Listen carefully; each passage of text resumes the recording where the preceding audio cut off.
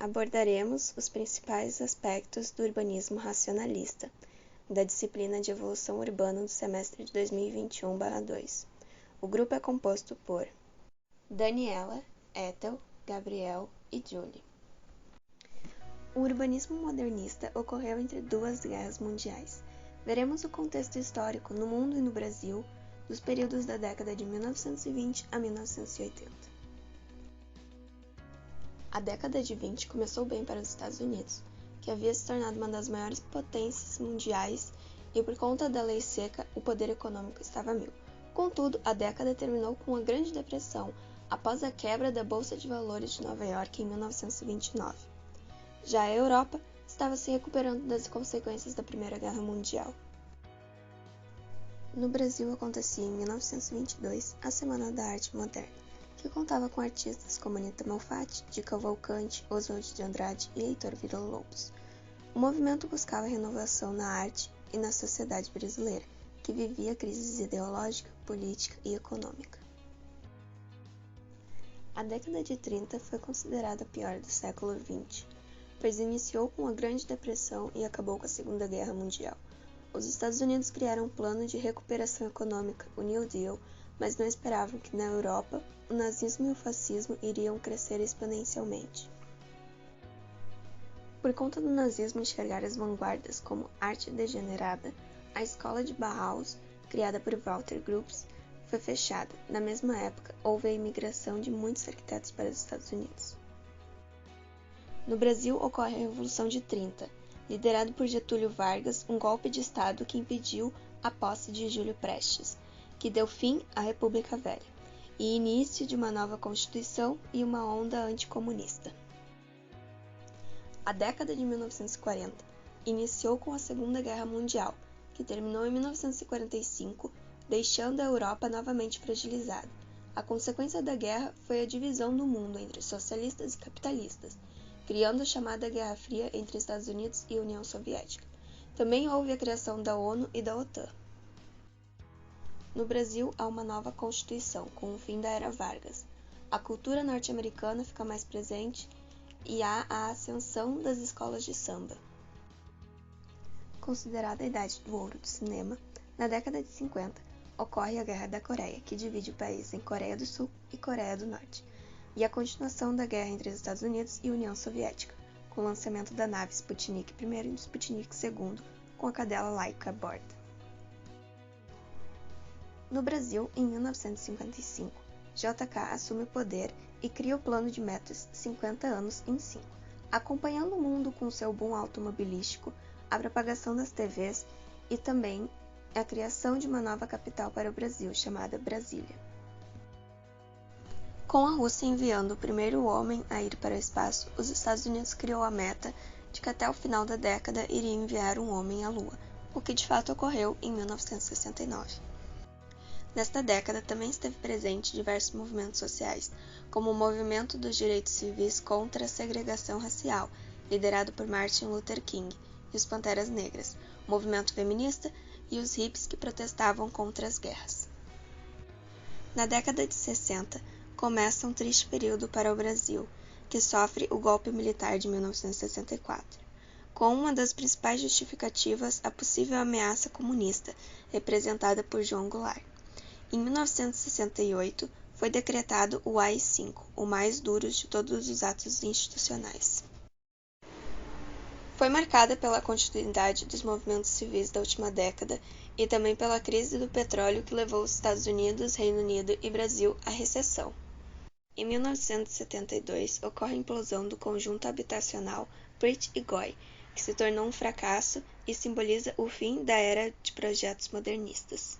Considerado o pior período da ditadura militar com duras repressões e censura. Em 68, a polícia do Rio de Janeiro assassina o estudante secundarista Edson Luiz em um protesto contra o fechamento do restaurante universitário.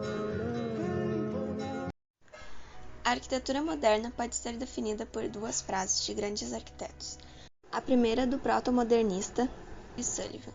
A forma segue a função, ou seja, a racionalidade funcional é uma das bases deste movimento. A segunda frase foi dita por Mies van der Rohe. ou seja, a edificação deveria ser simples e clara quanto ao seu objetivo. Há uma terceira norma para os modernistas. A busca pela verdade significava que a aparência natural do material deveria ser mostrada. Com a Revolução Industrial, o aço, concreto, o vidro e os pré-fabricados começaram a ser amplamente utilizados. Em 1933, durante o Quarto Siam, Le Corbusier escreveu a Carta de Atenas, que fazia conclusões sobre o urbanismo racionalista. A carta estabelece que o urbanismo deveria tratar de funções específicas, sendo elas as habitações, o lazer, o trabalho, a circulação e o patrimônio histórico das cidades. Prega a separação das áreas residenciais, de lazer, de trabalho, da setorização das áreas e de um planejamento do uso do solo. No urbanismo racionalista, a ordem e a razão deveriam fazer uma transformação na vida humana. Tendia às classes menos favorecidas que necessitavam da intervenção do Estado para obter moradia. Visto que ocorreu no período entre guerras, os países estavam com a economia muito fragilizada. As tendências mais importantes foram: na Alemanha, a Bauhaus de Walter Gropius e Mies van der Rohe. Na Holanda, a De Stijl, com Gerrit Rietveld, Pim Mondrian e Jacob Alt. Na Rússia, o suprematismo-construtivismo, que congregava figuras tais como L. Lissitzky, Millevich, Tatlin e os irmãos Wisnin.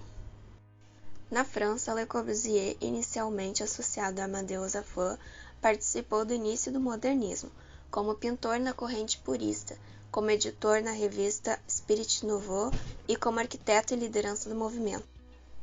Walter Gropius nasceu em Berlim, Alemanha, em 1883. Iniciou a carreira na Alemanha, mas com a ascensão do nazismo, emigrou para os Estados Unidos, onde atuou como professor em Harvard e começou a trabalhar com arranha-céus.